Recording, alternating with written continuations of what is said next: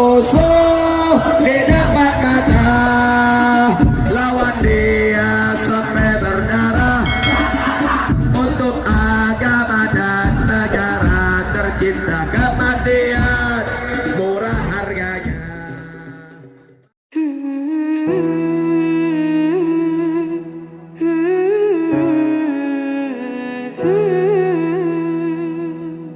Assalamualaikum warahmatullahi wabarakatuh.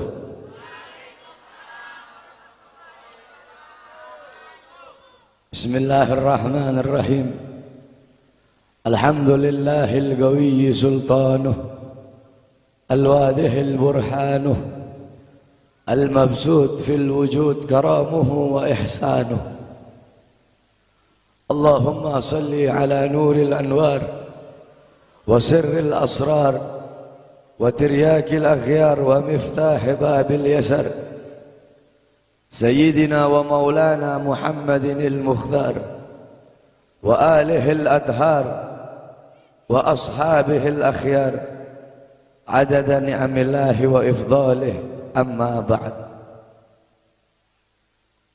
Yang saya cintai, yang saya muliakan para alim ulama, para habaib, para kiai, para asatid, para tokoh masyarakat, para aparat pemerintah, wabil khusus Al-Habib Abdullah ibn Muhsin Al-Muhdar, yang saya cintai, yang saya muliakan, guru kita bersama Kiai Haji Mahdi beserta para kiai, para asatid yang lain, yang saya cintai, yang saya muliakan, ketua panitia beserta seluruh panitia, ketua musalla Ar-Raudhah, imam musalla beserta seluruh hadirin dan hadirat, bapak-bapak, ibu-ibu, pemuda-pemudi umat Sayyidina Muhammad yang selalu dimuliakan oleh Allah Subhanahu wa taala. Alhamdulillah, segala puji dan syukur kembali ke hadirat Allah Subhanahu wa ta'ala. Dialah Allah Subhanahu wa ta'ala, Tuhan seru sekalian alam. Dialah Allah, Raja yang menguasai segala kekuasaan. Dialah Allah Subhanahu wa ta'ala yang maha besar dari segala sesuatu yang besar. Yang besar selain Allah kecil. Dialah Allah Subhanahu wa ta'ala yang maha kaya dari segala sesuatu yang kaya. Yang kaya selain Allah miskin. Dialah Allah Subhanahu wa ta'ala, Raja di atas para raja. Yang raja selain Allah budak. Dialah Allah Subhanahu wa ta'ala yang maha perkasa, yang maha kuat. Yang perkasa selain Allah, yang kuat selain Allah lemah. Dialah Allah Subhanahu wa ta'ala yang maha hidup. Yang hidup selain Allah pasti akan mati. Yang ada selain Allah pasti akan tiada. Yang wujud selain Allah pasti akan binasa. Sedangkan hidupnya Allah, adanya Allah, wujudnya Allah selama-lamanya, kekal abadi, tidak akan pernah musnah dan tidak akan pernah binasa. Dialah Allah yang dimana kedekatan hamba dengannya tidak akan membuat hamba itu setara dengannya. Jauhnya hamba darinya tidak akan membuat dinding penghalang antara hamba dengannya.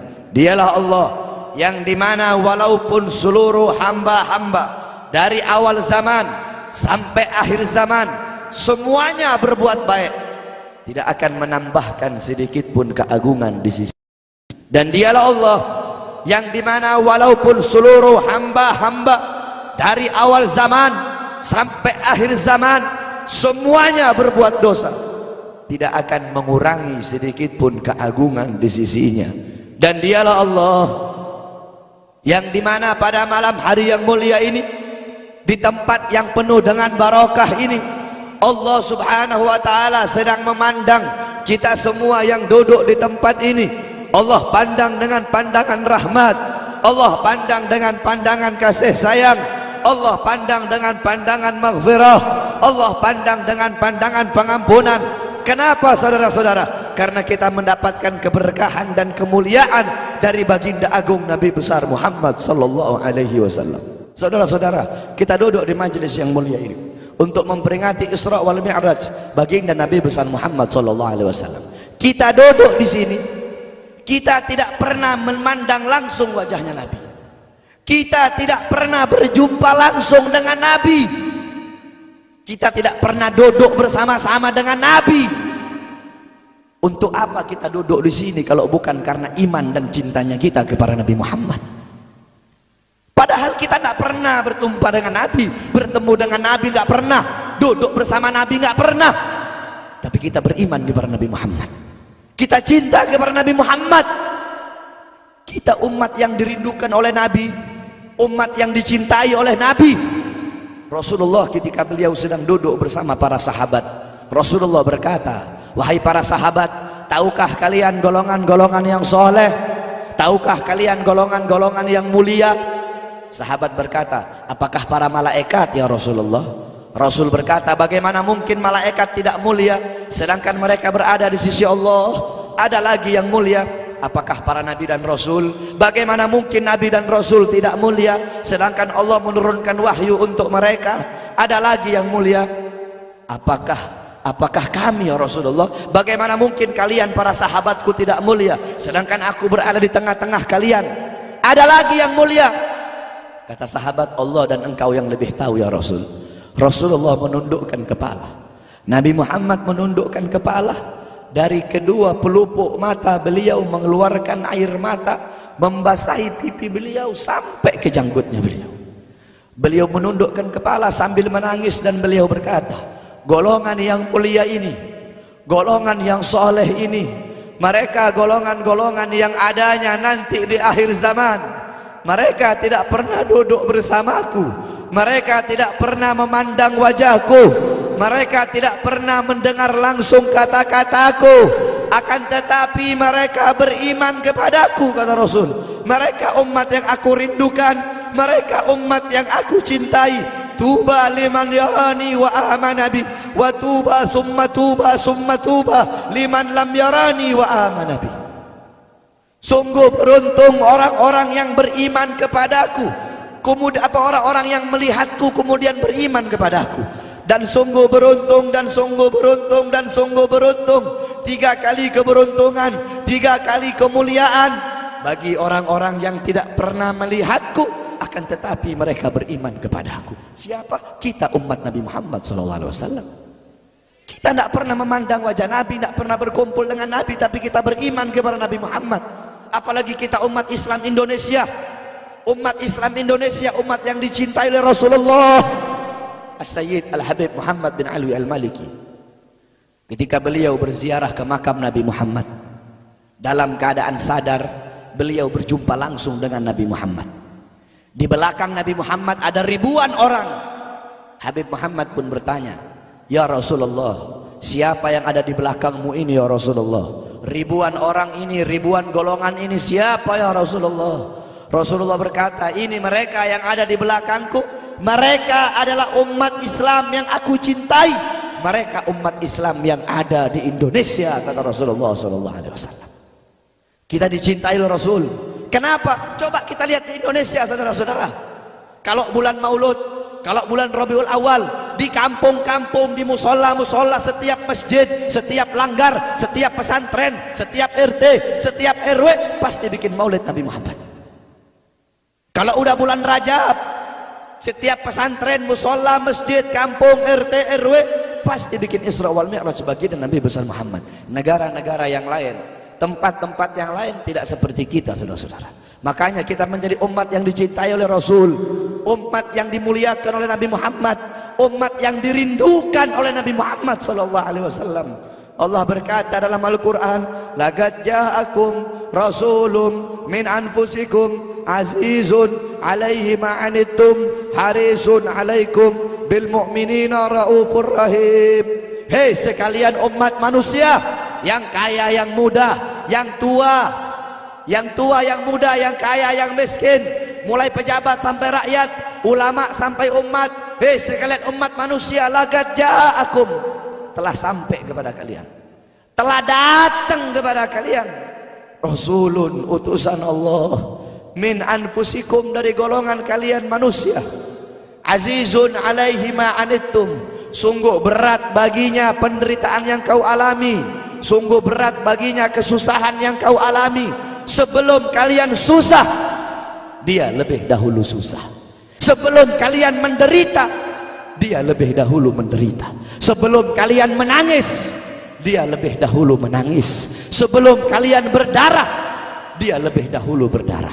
Azizun alaihi ma'antum, harisun alaikum, dia menjaga kalian, menjaga akidah kalian, keyakinan kalian, tauhid kalian, syariat kalian, sholat kalian, agar kalian tidak menyimpang, agar kalian tidak tersesat, agar kalian tetap berada di jalannya Allah. Bil mu'minina raufur rahim, kepada orang-orang yang beriman beliau sangat cinta, beliau sangat sayang, beliau mencintaimu sebelum engkau mencintainya, beliau merindukanmu sebelum engkau merindukannya. Siapa beliau? Siapa dia? Dia adalah seorang manusia yang mengorbankan jiwanya, mengorbankan nyawanya, mengorbankan darah dan hartanya demi kita sebagai umat. Beliau kepanasan, kedinginan, 3 hari 3 malam makan, mengganjal perutnya dengan sebongkah batu. Perut suci beliau berbunyi. Kelaparan bukan untuk dirinya, kelaparan bukan untuk anak cucunya, kelaparan demi kita sebagai umat. Beliau seorang manusia yang pipinya pernah tertusuk duri sampai tembus ke sebelah demi kita sebagai umat. Beliau seorang manusia yang pernah wajah beliau dilempari kotoran demi kita sebagai umat. Lupakah kalian dengan air mata beliau yang menetes setiap malam demi kalian? Lupakah kalian darah suci beliau yang menetes ketika berada di kota Taif, dilempari batu demi kalian? Ketika beliau pergi ke kota Taif, dahi beliau dilempar batu, darah ke beliau keluar. Ketika darah itu jatuh, ditampung darah beliau, ditampung darahnya. Sahabat berkata, ya Rasul, kenapa kau tampung darahmu ya Rasul? Rasul berkata, andaikan darahku jatuh di atas tanah Taif, penduduk kota Taif akan ditenggelamkan oleh bumi, sedangkan mereka adalah umatku. Luar biasa kasih sayang Nabi kepada kalian. Tetapi kita sebagai umat tidak tahu diri. Kita sebagai umat merusak sunnahnya. Kita sebagai umat melanggar ajarannya. Kita sebagai umat semakin hari semakin jauh darinya, meninggalkan pakaiannya, meninggalkan ajarannya, meninggalkan sunnahnya, meninggalkan kepribadiannya, meninggalkan akhlaknya, meninggalkan Al-Qur'annya. Rasulullah SAW yang dimana gal Sayyidina Ali karamallahu wajha, inna Rasulullah fi akhir nafsi harragat syafataihi marratain fa'algaitu sam'i fasami'tuhu yaqul ummati ummati faqubida Rasulullah sallallahu alaihi wasallam wa qala law kanatid dunya tadumu li wahidin la kana Rasulullah sallallahu alaihi wasallam fiha mukhallada. Dari Sayyidina Ali karamallahu wajha, ketika akhir-akhir detik-detik kematiannya Rasulullah, beliau mendengar, beliau melihat dari bibir Rasulullah bergerak dengan 2 kali gerakan. Beliau mendekatkan telinganya, mendekatkan pendengarannya, dan beliau mendengar Rasulullah berkata, ummati ummati, faqubida Rasul, meninggal Rasulullah sallallahu alaihi wasallam. Ketika nyawa Rasulullah akan dicabut, Rasulullah berkata kepada Jibril, wahai Jibril, aku belum puas meninggalkan umat, aku tidak mau meninggalkan mereka dalam keadaan belum diberi jaminan oleh Allah. Wahai Jibril, sampaikan kepada Allah, aku tidak minta jaminan untuk diriku, aku tidak minta jaminan untuk keluargaku, aku minta jaminan untuk umatku. Wahai Jibril, sampaikan kepada Allah. Jibril pun pergi kepada Allah. Jibril pun berkata, ya Allah, kekasihmu Muhammad meminta jaminan untuk umatnya. Allah bilang, wahai Jibril, katakan kepada Muhammad, aku tidak akan menghinakan umat Muhammad. Basyirhu fa innahu awwalu nasin kharijum minal ardi idza bu'isu. Kemudian beliau ditarik lagi nyawa beliau. Beliau berkata, ya Khalil Israel, wahai kekasihku Israel, apakah seperti ini rasa sakit ketika dicabut nyawa? Israel berkata, iya ya Rasulullah, seperti inilah rasa sakit ketika dicabut nyawa ya Rasulullah. Apakah rasa sakit seperti ini juga yang kelak yang ya Allah, biar aku menanggung sakratul maut seluruh umat. Ya Allah, mereka tidak akan kuat, mereka tidak akan sanggup. Aku nabi mereka, aku pemimpin mereka, biar aku menanggung beban penderitaan sakratul maut mereka. Ya Allah, biar aku menanggung sakratul maut umatku. Ya Allah, di mana kita sebagai umat? Apa yang telah kita lakukan untuk Nabi Muhammad? Nabi berkorban untuk kita di saat detik-detik terakhir nafasnya, tidak memikirkan rasa sakitnya, tidak memikirkan pedihnya, tidak memikirkan beratnya. Beliau memikirkan nasib kita sebagai umat. Kelak di yaumil qiyamah, ketika para nabi dan para rasul berkata, nafsi nafsi, nafsi nafsi, diriku sendiri, jiwaku sendiri, aku urus urusanku sendiri, aku tidak bisa nolong kalian. Ketika para nabi dan rasul mereka tidak bisa menolong kita, Rasulullah Muhammad ibni Abdullah, Nabi Muhammad bersujud kepada Allah, Nabi Muhammad bertekuk lutut, beliau bermohon kepada Allah. Beliau berkata, ya Allah, aku tidak minta pengampunan untuk diriku, wala Fatimah, wala Hamzah. Aku tidak minta pengampunan untuk Fatimah, aku tidak minta pengampunan untuk Hamzah. Aku cuma minta pengampunan untuk umatku, ya Allah, untuk umatku, ya Allah. Rasulullah tidak meminta pengampunan untuk dirinya, tidak meminta pengampunan untuk anaknya, tidak meminta pengampunan untuk paman bibinya, tidak meminta pengampunan untuk keluarga atau anak cucunya, tetapi beliau meminta pengampunan untuk kalian sebagai umat. Karena begitu cintanya beliau kepada umat, karena begitu sayangnya beliau kepada umat, sampai-sampai beliau berkata, lau yushaku ahadukum bisyaukatin fi rijli la ajidu alamaha fi qalbi. Andaikan kalian, salah satu dari kalian kakinya tertusuk duri, andaikan salah satu dari kita yang duduk di sini kaki kita ada yang terkena duri, pasti kita merasakan sakit. Apa kata Rasul? Maka aku tidak merasakan apa yang kalian rasakan, kecuali yang aku rasakan sampai dalam hati aku rasakan rasa sakit kalian. Lihat bagaimana cintanya Rasul kepada kita. Apa yang sudah kita lakukan untuk Nabi? Sudahkah kita mengorbankan kedua mata kita untuk memandang hal-hal yang disukai oleh Nabi? Sudahkah mengorbankan kedua tangan kita memberi makan golongan-golongan yang dicintai oleh Nabi? Mengorbankan lidah kita untuk mendakwahkan, mensuarakan ajaran syiar Nabi? Sudahkah mengorbankan kedua kaki kita melangkah ke tempat-tempat yang diridhoi oleh Nabi? Kita masih belum bisa balas jasa Nabi, dan tidak akan pernah bisa membalas jasa Nabi Muhammad. Jangankan kita duduk di sini berjam-jam, walaupun kita duduk di sini sampai pagi kita duduk, seumur hidup kita duduk di sini, masih belum bisa membalas jasa Nabi Muhammad. Sekalipun kita merangkak, engkau merangkak dari rumahmu menuju makam Nabi, merangkak bukan dengan kaki, merangkak bukan dengan bukan dengan tangan. Walaupun kalian merangkak dengan kedua mata dari rumah kalian menuju makam Nabi, itu masih belum bisa membalas jasa-jasa Nabi Muhammad sallallahu alaihi wasallam. Kita tidak bisa membalas jasa-jasa Nabi Muhammad. Kecintaan kita tidak ada apa-apanya. Apakah kecintaan kita lebih besar daripada kecintaan seorang anak kecil yang ada di zamannya Syekh Abdurrahman Ad-Dibai?